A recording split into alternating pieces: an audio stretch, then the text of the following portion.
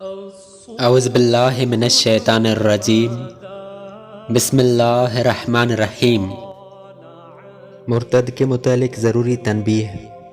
کفر و شرک سے بدتر کوئی گناہ نہیں، اور وہ بھی ارتداد، کہ یہ کفر اصلی سے بھی با اعتبار احکام سخت تر ہے، جیسا کہ اس کے احکام سے معلوم ہوگا۔ مسلمان کو چاہیے کہ اس سے پناہ مانگتا رہے کہ شیطان ہر وقت ایمان کی گھات میں ہے، اور حدیث میں فرمایا کہ شیطان انسان کے بدن میں خون کی طرح تیرتا ہے۔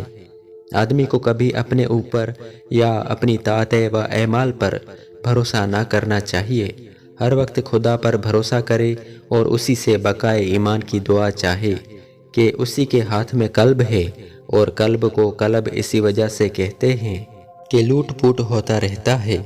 ایمان پر ثابت قدم رہنا اسی کی توفیق سے ہے جس کے دست قدرت میں قلب ہے۔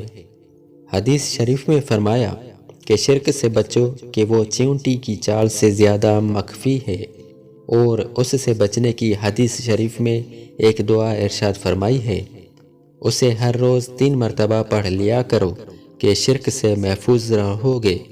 وہ دعا یہ ہے: اللہم انی اعوذ بک من ان اشرک بک شیئا وانا اعلم واستغفرک لما لا اعلم انک انت علام الغیوب۔